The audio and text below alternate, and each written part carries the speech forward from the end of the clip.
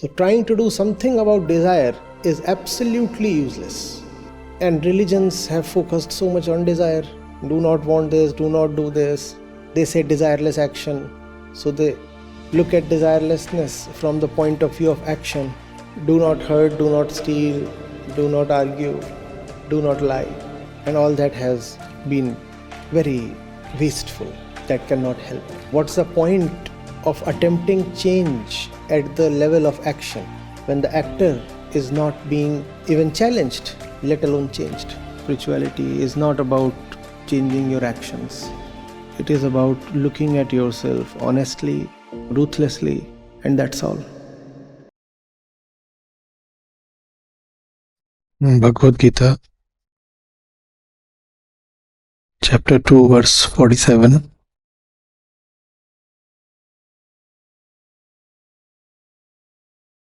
Your authority is over your actions only, and not over the result of your actions. So do not act with the hope of fruit of your actions, and also do not become actionless, which is inactive, Karmanye.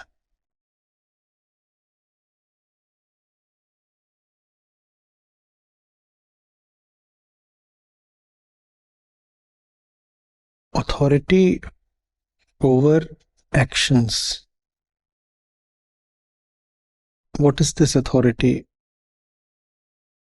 And we are being told that this is the only authority that we have. We should place no demands on the fruits of the action. The authority that the ego has, and all these words are being addressed to the ego,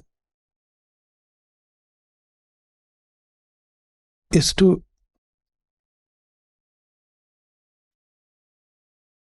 not become a barrier in the path of realization.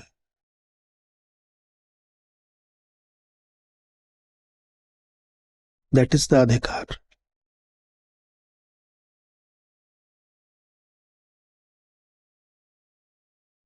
It is not that the ego must act rightly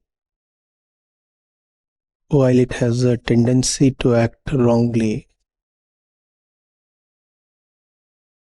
The ego must look at itself and dissuade from acting at all, neither rightly nor wrongly.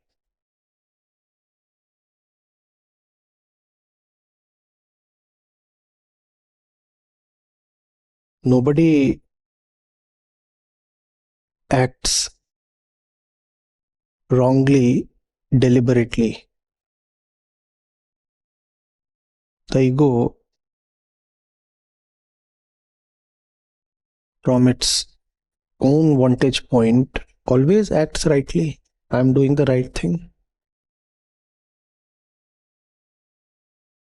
So there is no point in advising the ego to act rightly. In its own frame of reference, the ego is anyway always acting rightly.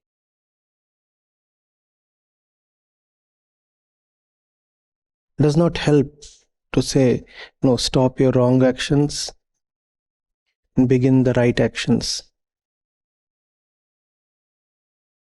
The ego has to just stop. Whether right or wrong, right and wrong, like or dislike, left or right. That is the only authority the ego really has, to stop itself,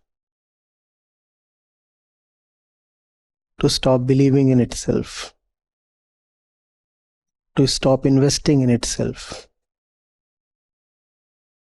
The ego does not have to come up with the right action. The right action is spontaneous.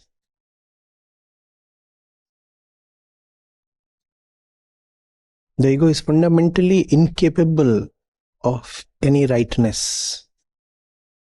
All rightness that the ego has is with reference to itself, and that makes all rights wrong. That which is actually right, absolutely right, is unavailable to the ego as long as the ego remains. Because the absolutely right is obfuscated by the ego itself. The very definition of the ego is that which arises at the cost of, by obfuscating, that which is right. What is meant by right here? True, reliable, not deceptive.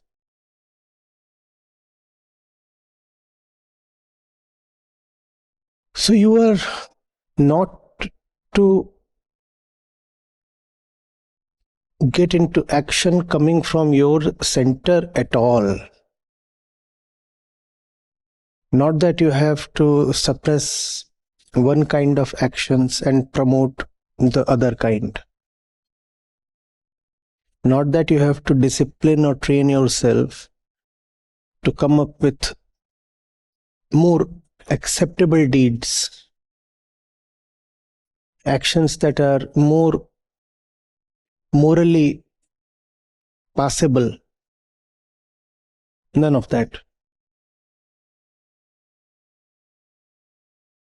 If the ego acts, there will be the desire of fruit, because the ego by definition is incomplete. When you are acting from a point of incompletion, then the obvious motive, purpose of action is to fetch some kind of completion. You cannot have motiveless or purposeless or Nishkam action acting from the ego. Ego acts wrongly, it will still desire a particular fruit. The ego acts rightly, it will again desire another kind of fruit. Nishkam Karma is not possible as long as one is acting from this center. So what is the authority that the ego has? It is not to act rightly. That authority is not available to the ego. The right, the power, the choice that the ego really has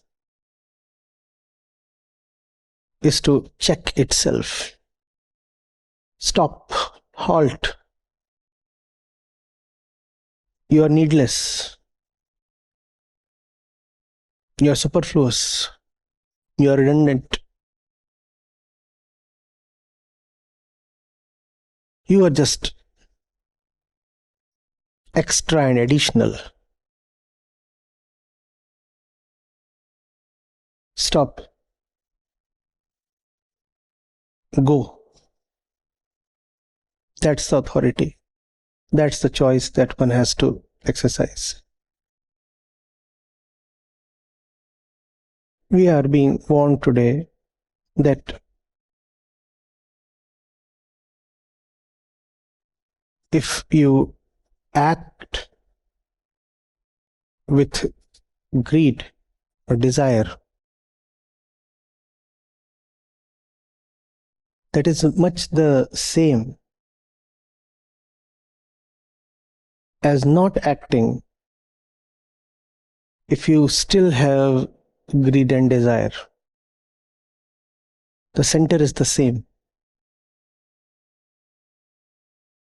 Sometimes the ego blocks the truth by acting. At other times, the ego blocks the truth by not acting.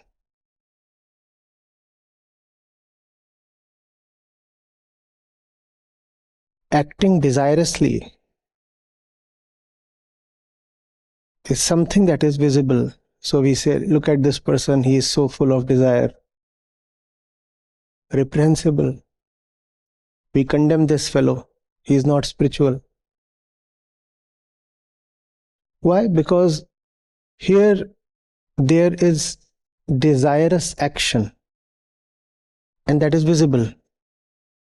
You can see action happening. You can see desire dripping from the action. So you are able to condemn.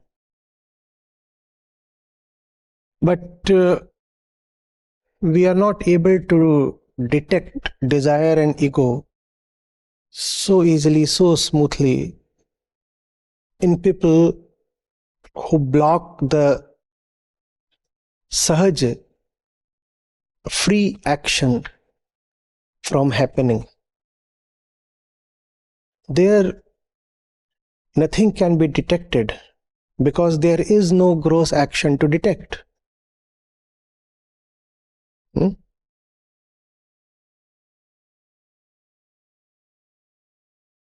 A fellow is running after something, and you will be able to easily spot desire there.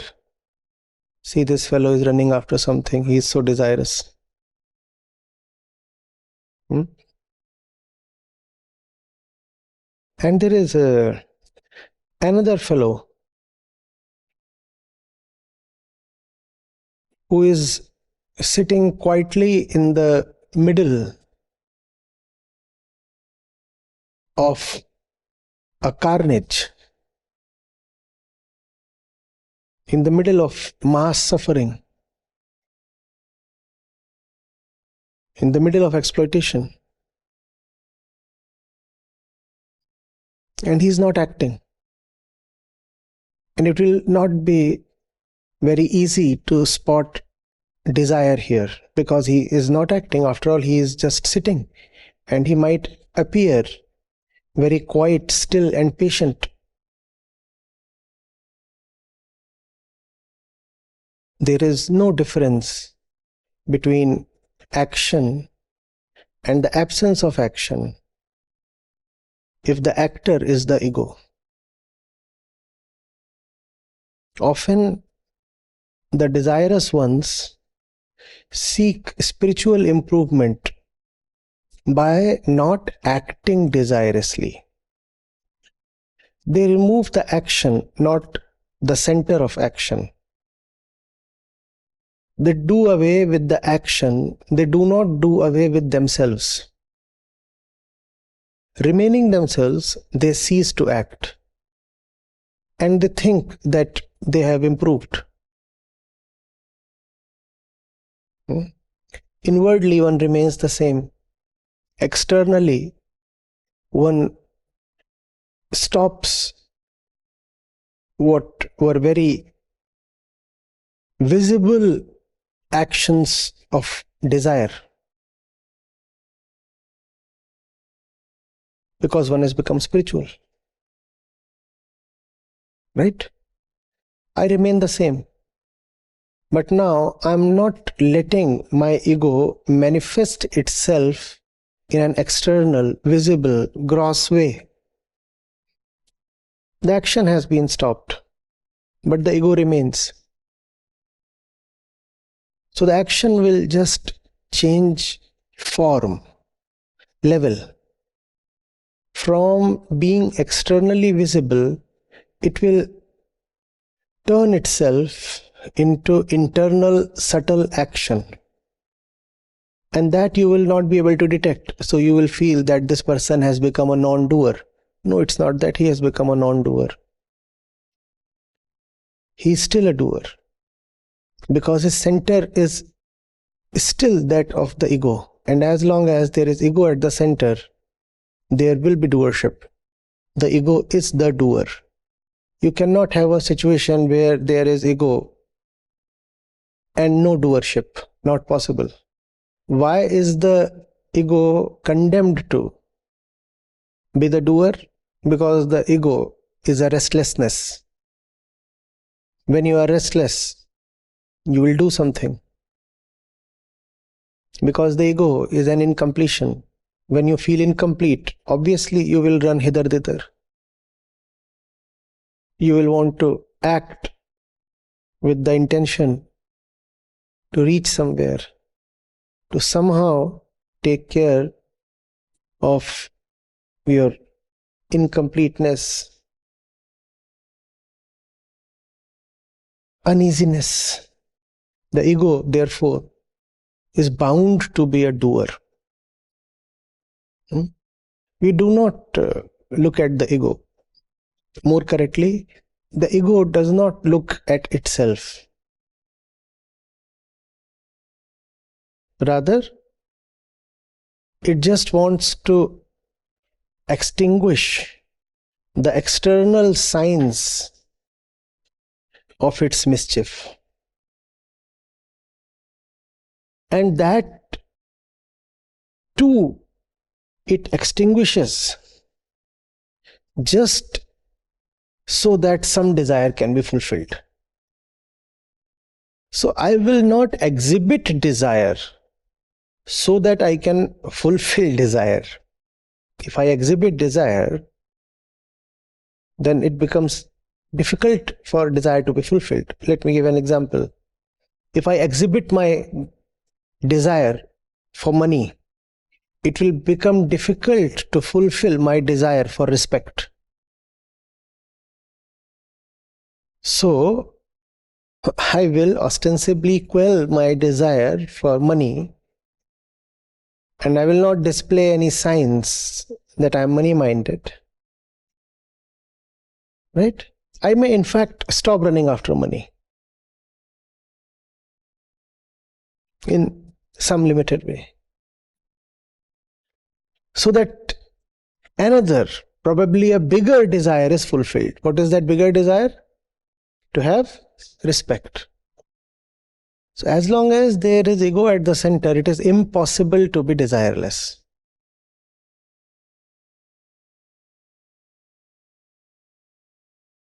And once the ego has looked at its own reality,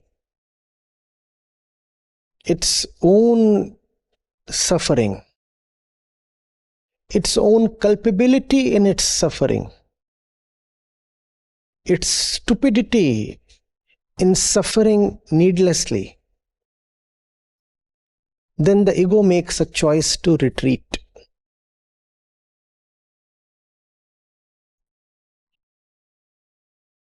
To retreat is really the only choice that the ego has. Any other choice that the ego makes is just an expression of the ego.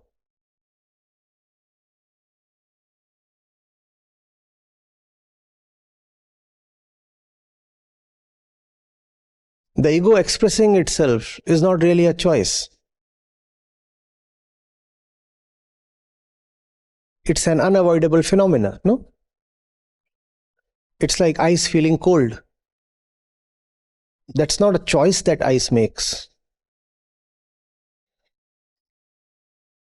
It's like a madman uttering nonsense. That's not a choice that the madman makes.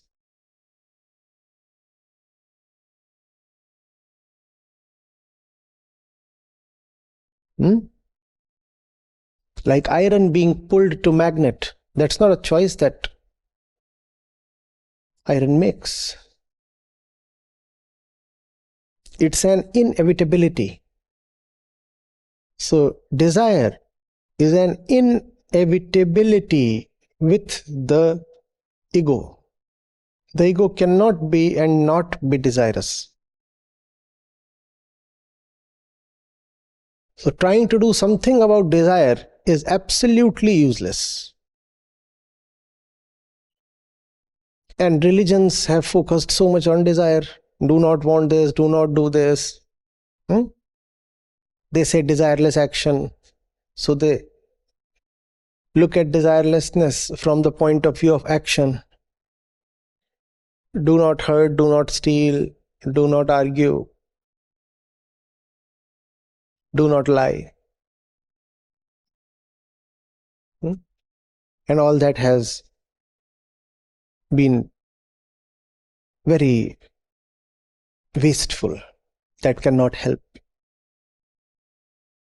What's the point of attempting change at the level of action when the actor is not being even challenged, let alone changed? Right?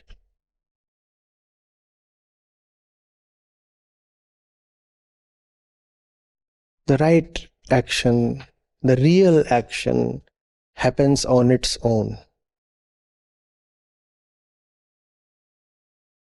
You cannot be the cause of the right action. You, meaning the ego. You cannot cause it. It is uncaused. It does not come from a place that the ego can command.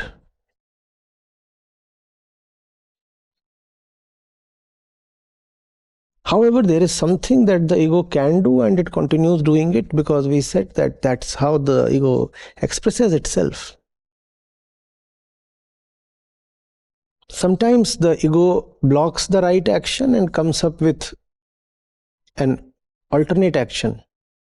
And sometimes the alternate action is the blockage of the right action itself. Both of these are actions.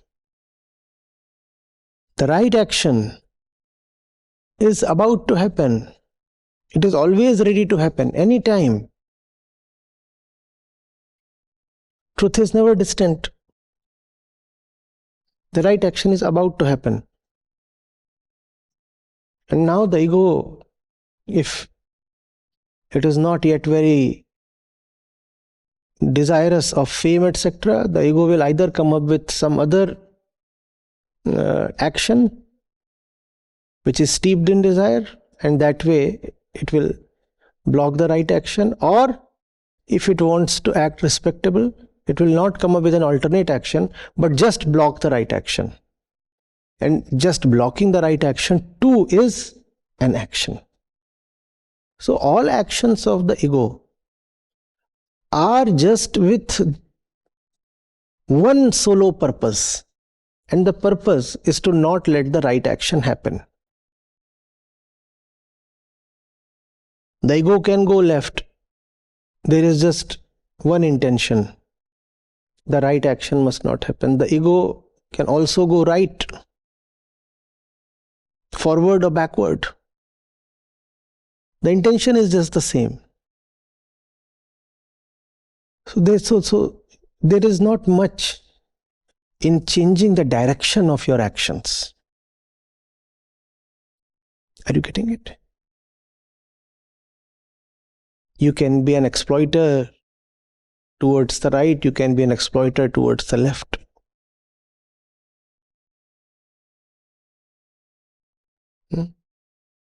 Your job is to let it happen. And that's real choice. The only choice. All other choices are just fake. And this choice, this authority, this adhikar that we have is rarely exercised. The ego looks at this one as a fatal choice. It feels mortally threatened. If I exercise this choice, then I'm gone, finished. Therefore, this authority is there, but it remains unused. And this is the only real power that the ego has. What is this power? To disappear. What is this power? To step back. What is this power? To resign. What is this power? To let go, to drop, to flow.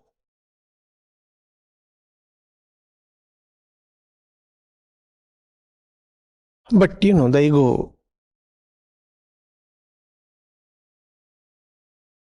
is made of desire. That's the stuff of ego.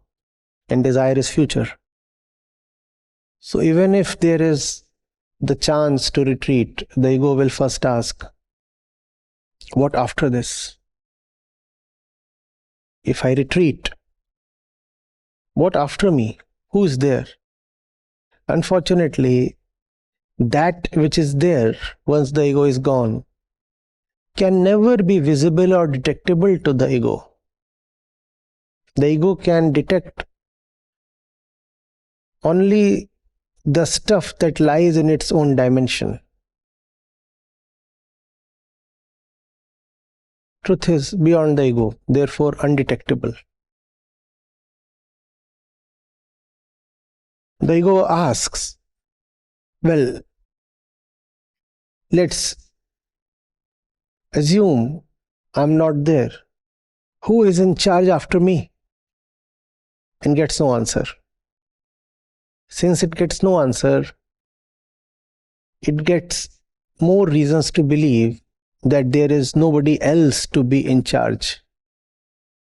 And the ego says, since there is nobody else to shoulder the responsibility of the organism, this jiva, therefore I have to be at the saddle. Therefore I have to hem the action.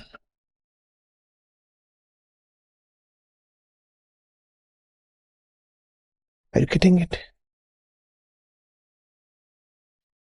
Love, mysticism, faith, they are about retreating without bothering for what will happen next. They are about letting the real thing happen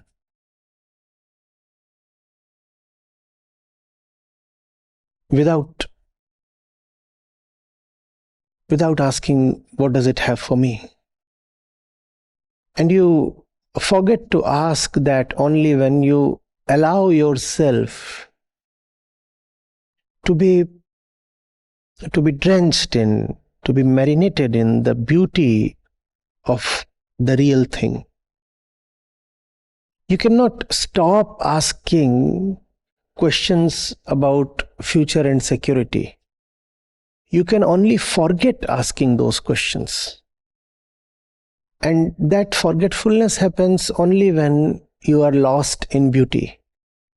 Only when you have allowed yourself to be charmed. Only when you have allowed yourself to really fall in love. Then those questions are forgotten. Remember, those questions can never be answered. Never. What will happen to me? Who will take care of my security? Who will provide for my future? Nobody can answer those questions. Impossible. But yes, you can be mesmerized. You can be in a spell.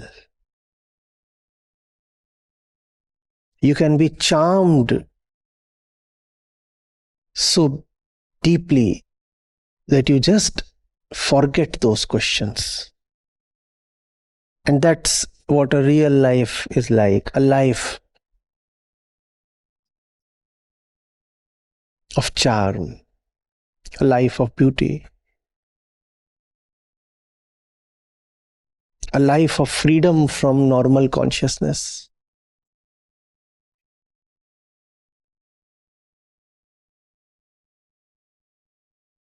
A life of being drunk with love.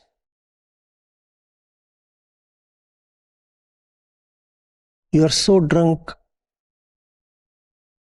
you cannot remember petty things.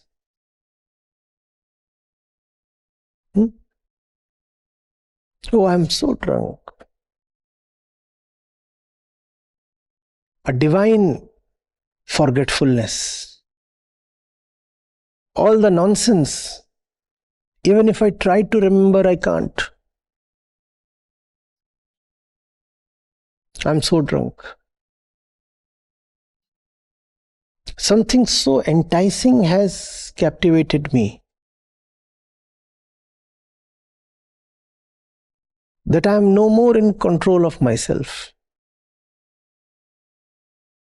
And that's surrender. That's another name for the only choice that the ego has. All other choices that you keep making are just various expressions of the same rottenness, therefore they are not choices at all. You think you are making a choice when you decide whether to buy a black shirt or a white shirt or a crimson one or a violet one. There is no choice there, because irrespective of the color you choose, the desire is to impress someone, or the desire is to get some comfort, or the desire is to somehow extract a discount or something. They are not choices at all. Since they are coming from the same center, therefore it would be a mistake to call them choices. Choices exists only when the options are different from each other. If all options are nothing but echoes of each other, copies of each other, then we are wrongly using the word choice.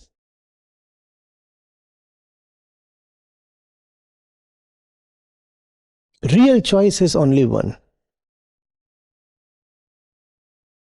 I will not be. I decide to proceed without myself.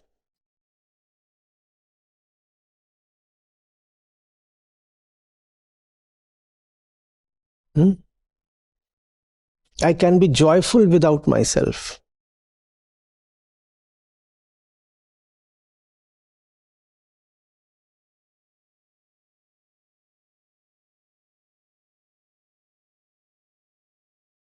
That's the only choice.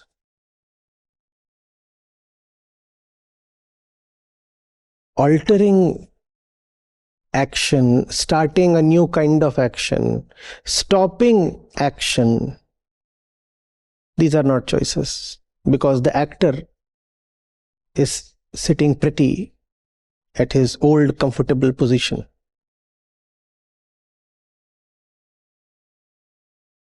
Sitting at his position, he is sometimes exhibiting himself towards the left, sometimes towards the right. There is no fundamental distinction between these various choices that he is making. People often ask, what to do? My answer is not to do.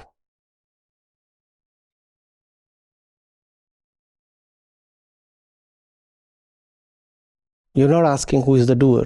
You're asking what to do. You're saying the doer will not even be brought to scrutiny. Sir, you just advise us about the deed, not the doer. We are not including the doer in the purview of the question. So they'll come and say, what to do? Kya kare? What should I do in this situation? This is my situation. Very smartly, people hide the doer.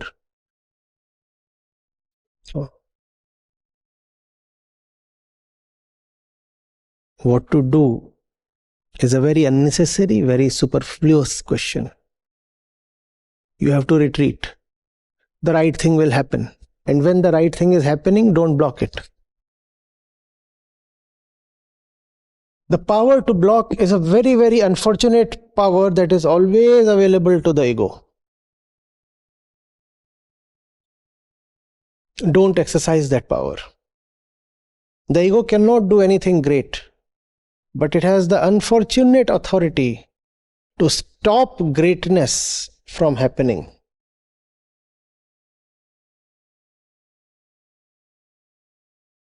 It does not have any creative or constructive value, but it has a lot of nuisance value. I cannot do anything wonderful, but I can always throw a spanner in the wheels. I can stop the machine from running. I cannot make the machine run, but I can stop it from running. Which machine are we talking? The machine of innocent Prakriti within yourself.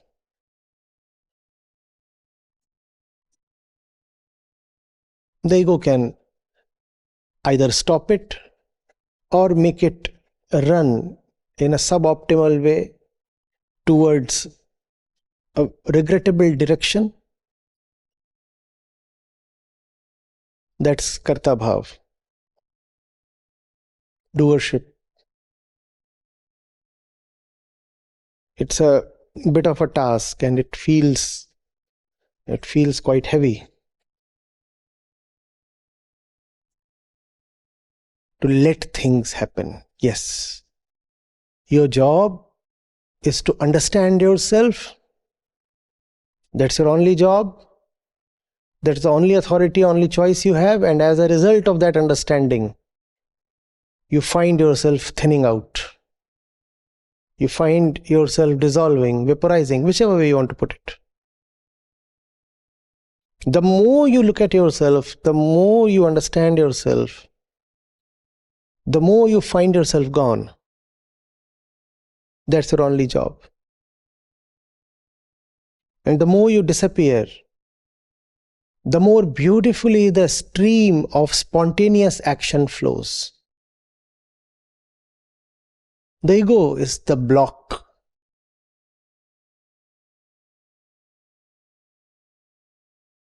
Otherwise, the stream knows its way.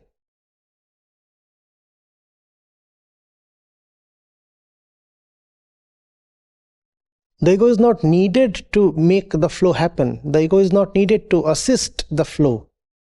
The ego is just needed to get out of the way of the flow.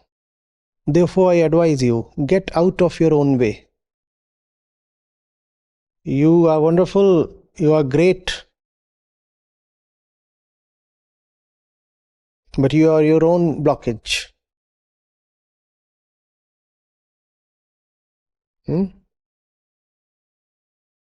You are beautiful.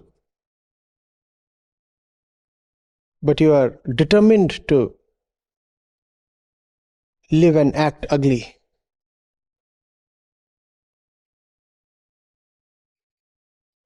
Ugly? Am I not beautiful? You just said, yes, you are beautiful. In spite of yourself, you are beautiful.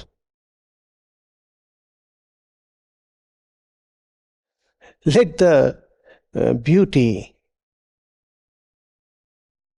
radiate itself.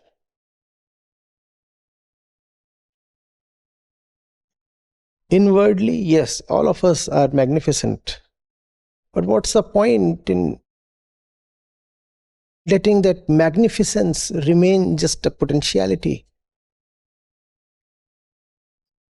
Let that magnificence become your life breath, not just a latent sleeping thing in your heart.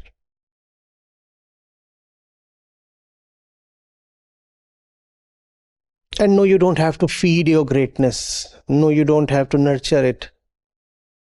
The greatness knows its way just as the stream knows its way. You don't have to do anything positive or constructive. Rather, you have to do something negative and destructive. You have to remove yourself. That's the reason Vedanta talks the language of removal, of rejection, of negation, neti neti. No, don't be there. Get out. Leave it. Drop it. Have faith. What is right will happen. Just that it may not happen as per your plans. It may not happen as per your desires. But your plans and your desires are no good for you anyway. Let the smooth flow of life take over.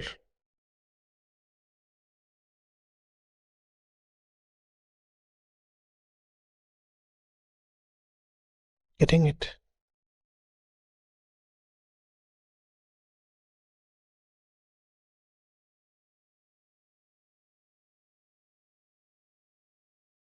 Action can at best be some kind of faint and partially reliable indicator of inner change. That's all.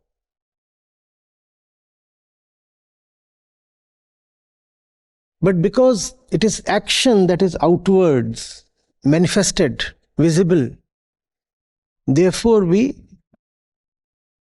forget about inner change and focus on changing the action. I've started doing this, I've stopped doing that. So action has changed. And therefore you see progress is happening. No, there is no guarantee that just because your deeds have changed, so the doer has changed. No. In fact, even when you change your deeds, you change them in very prescripted ways.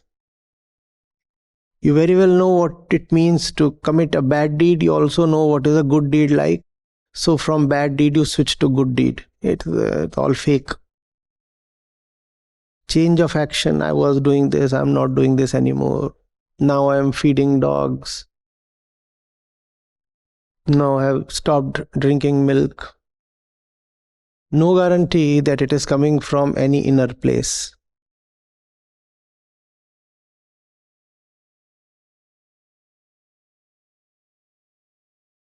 Self-knowledge, wisdom, spirituality is not about changing your actions. It is about looking at yourself honestly, ruthlessly, and that's all. The entire field of spirituality is just one honest glance. Can I look at myself honestly? That's the sum total of the entire spiritual process. Look at yourself honestly. And if you are looking at yourself honestly, that sets the ball rolling. That starts a chain reaction. You look at yourself and that which you are looking at dissolves just by the virtue of being seen. I can see I am afraid. I can see I am avaricious. That which is seen for what it is starts losing its validity. Because it has been exposed, it has been seen. Now it cannot pretend to be virtuous. It has been seen. It loses its validity, its sanctity, its very reason to exist, and it starts dissolving. Now the process, you see, is in motion. You look at something, that which you look at starts falling. That's the power of your glance. You look at something, it starts falling. It starts falling, then that which it was obstructing starts flowing. A thick wall was obstructing the flow of the water. The wall starts falling, the water starts flowing. That water is your nature, that flow is your nature. Please flow, please allow yourself to flow. Don't worry what the flow is about. Don't worry where the flow will take you. You anyway do not exist downstream. You exist right now. What will happen in the future? The future one will take care of that. You exist only for this moment.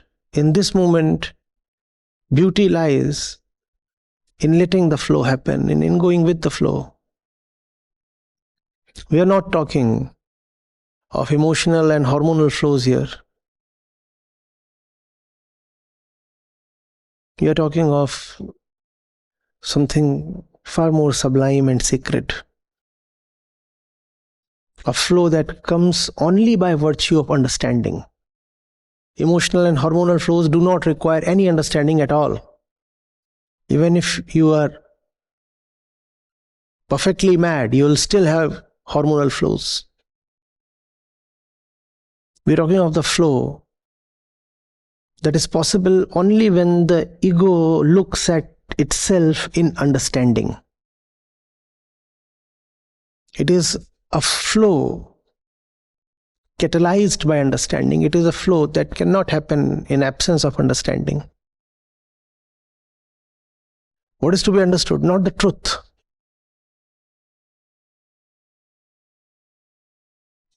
It is sufficient for the ego to understand itself.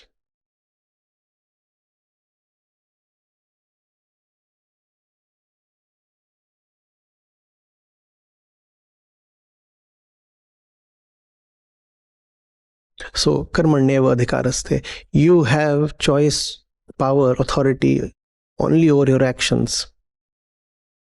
That does not mean that you are the master of your actions and you can act any way you like. That means your only authority lies in letting the real action happen. It happens. It is not done. You look at the passivity here. This is not something that you actively can do. This happens when you lie passive. Real action in that way is passive action.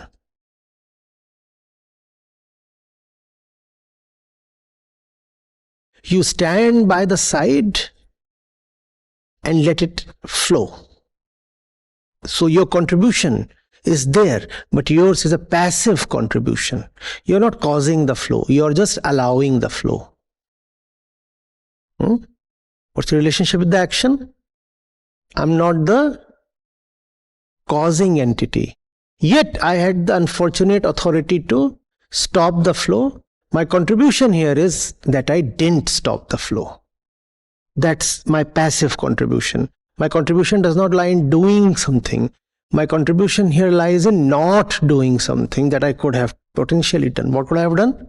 I could have blocked. I didn't block. That's my contribution. So my contribution is passive, not active.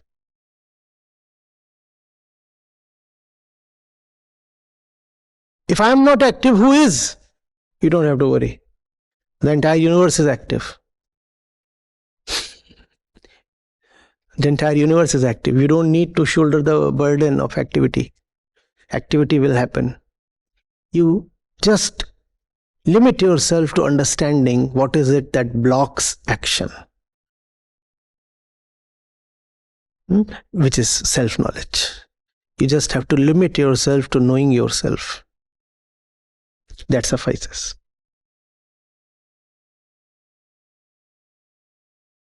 Be a good spectator.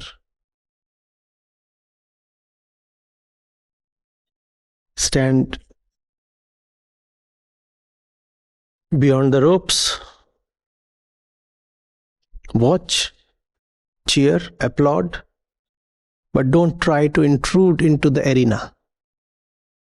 The arena belongs to the player.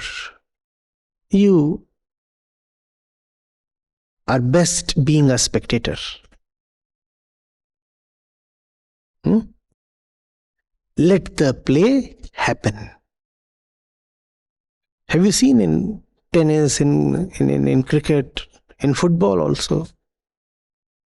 Sometimes spectators, streakers and all, they intrude. What happens when they intrude into the field? The play stops. That's the ego. The play can happen beautifully only when the ego remains at the margins. Just a spectator ego, a watching ego, a witnessing ego, not a playing ego. The moment the ego enters the playground, the play stops. The play has been defiled, corrupted. Seen how ugly it looks? 2 or 3 of them have entered the playground and now they are being chased away by the police.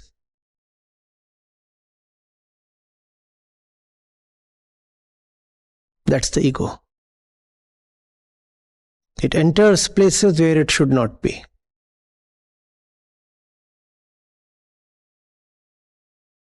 It assumes responsibilities that it should not. It assumes its own existence. That's the ego. What to do? Disappear, go away, retreat. But you cannot just retreat like that. To retreat, you'll have to know yourself. Knowing is retreating. Knowing is dissolving. Knowing, therefore, is purification.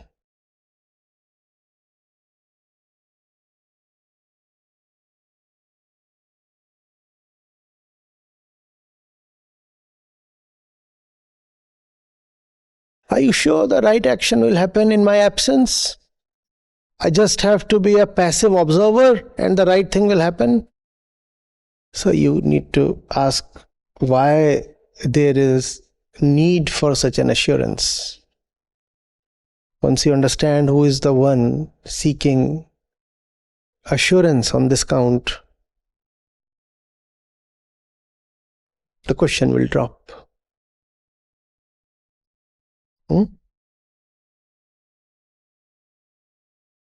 Sir, you said your only job is to understand yourself, but I always feel like doing something, planning or thinking, so it becomes difficult for me to stop doing and then give myself time to understand myself.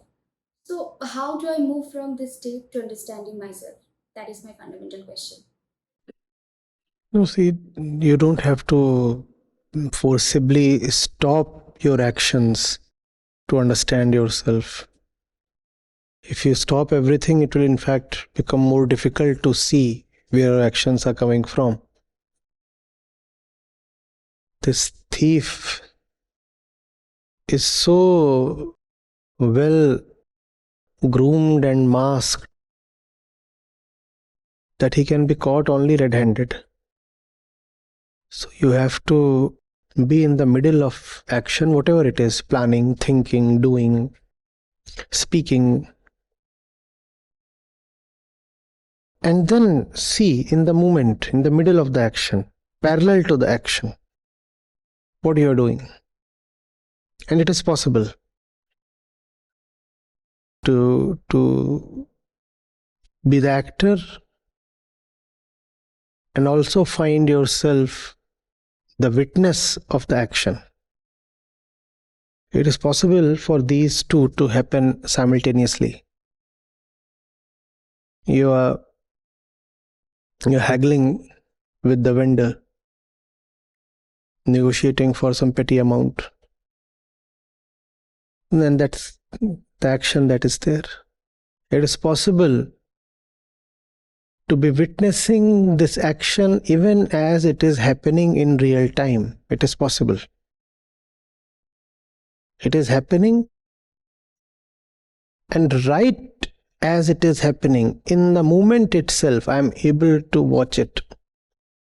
I'm not watching some memory of it. I'm not recalling or recollecting it. Even as it is happening, I can see it happening. Here, right now. So, watching is not about sitting still in some corner, doing nothing and trying to watch. What will you watch? Watching will become difficult because if you are not outwardly doing anything, if your limbs are not in motion, then all that remains to be watched is thoughts. And thoughts are subtle. Watching this external, outward, sensual motion is relatively easier. You are hitting someone. You can see you are hitting someone, and that can be. Or you are abusing someone, or whatever, you are expressing love to someone.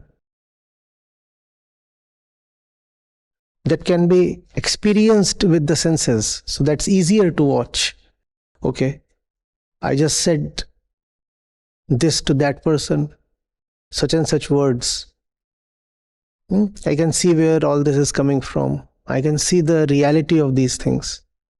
Whereas if you sit still and say, this is my time to witness myself, then all that you will have at most is some thoughts, some feelings. They too can be watched, but it's relatively difficult. So develop this practice of watching yourself in the normal run of daily events. I'm doing and I'm watching. I'm doing and I'm watching. Just as we said, it is unfortunate that the ego has the capacity to block the real flow. Fortunately for ego, it has the capacity to observe itself in motion. So the ego can do these two things potentially at once, together, concurrently. It can act and it can also be the watcher of the action. So practice doing these two things simultaneously. Like one of those performers who juggle two balls. Doing this and doing this. And doing both of them concurrently.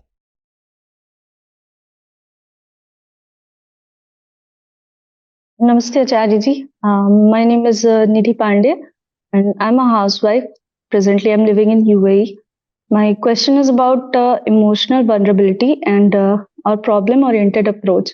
Recently on community, someone posted about India's very bad position in World's Happiness Index, and there's so much posts on social media regarding people hyping their very small problems.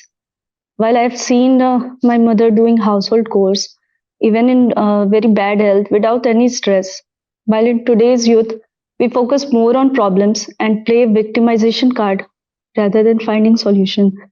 Is there something youth is missing out and learn from our older generation? You're asking about why people are seemingly more stressed out these days?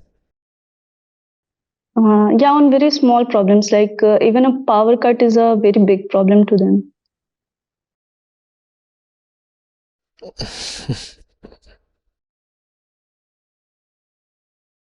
See, that comes with the intensity of desire, no? You want something very strongly, in a very expansive way, in a very detailed way. So the number of details runs into hundreds. So now there are 100 ways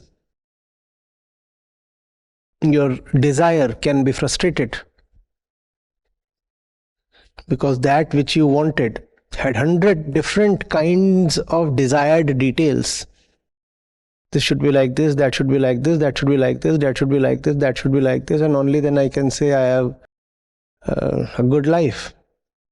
If any of these things or a few of these things are not the way you desire them, then you feel you have reason to feel disappointed. That is what is happening.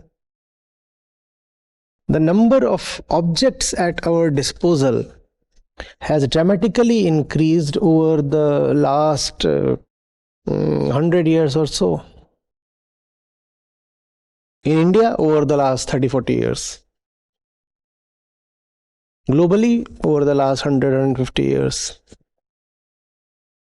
And the increase is exponential.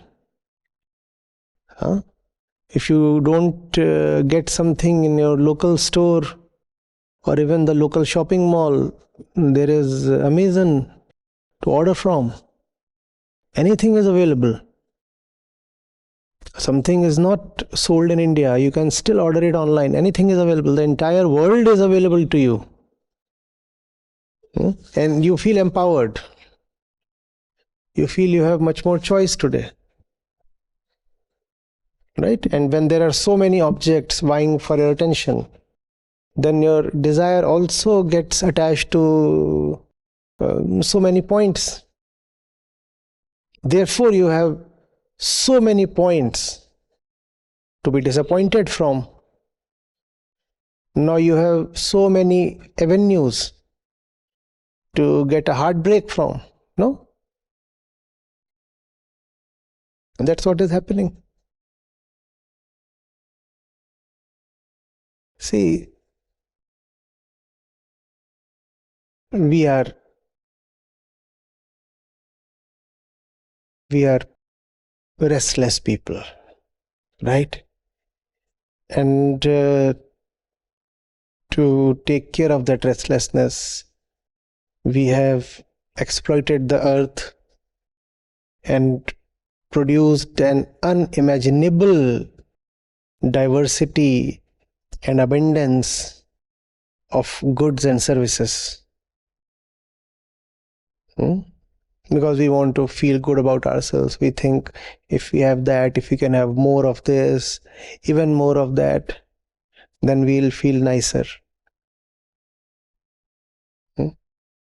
And producing even more, consuming even more,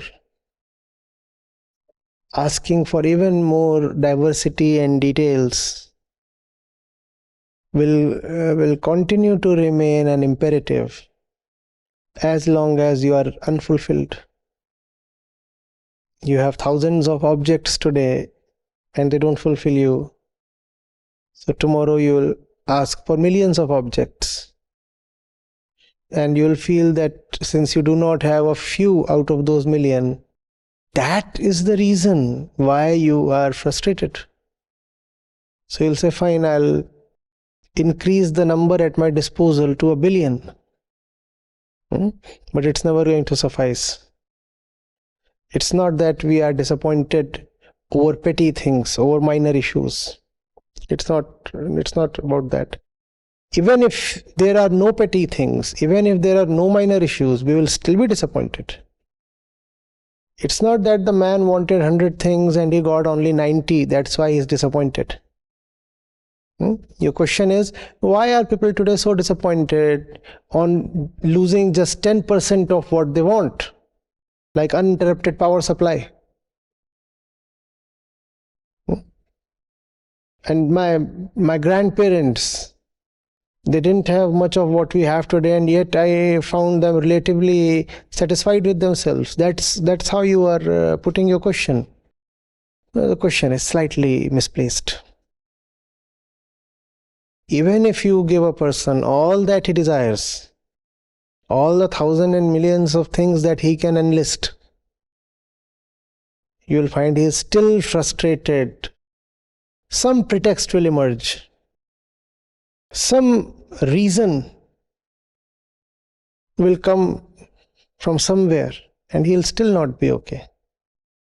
Because it's not about getting the best quality of electricity supply uninterrupted and such thing. It's not about having this, having that, having relationships, having money, having furniture, having cars, having houses, enjoying foreign travel, having the best holidays. We're not condemning them. We're just saying that's not the real deal. We're saying if you are internally aflame, ablaze, burning, it will not help you to go to Maldives and drench yourself in the sea and be carried away by the waves. That's not going to help you. The fire is within. No amount of water on the outside is going to provide any relief.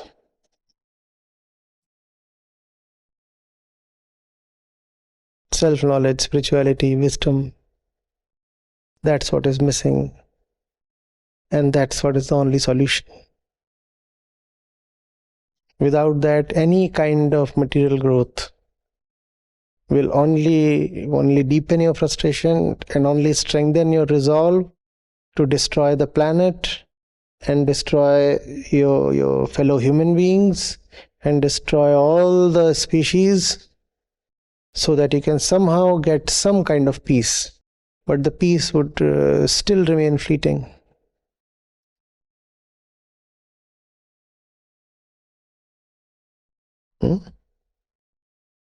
Thank you, Acharya. Yes. My name is Mamta, and I've been attending sessions from almost 1.5 years now. And I started with confusion because the classes were in Hindi and I didn't know Hindi. But then I joined, and I'm glad I did, because I was carrying a lot of baggages as far as my beliefs are concerned. So now, after this amount of journey, so life really looks brighter. And then in today's class, I learned something new, because every time I live in Switzerland, every time I talk about India, I would always say it's unity in diversity, which meant actually the physical part of it. It's like we have so many different race, people looking influenced by different race and the different languages, different food. But then I never saw the underlying thing, that it is our innate thing to know that which makes us Indian. That was wonderful. Thank you.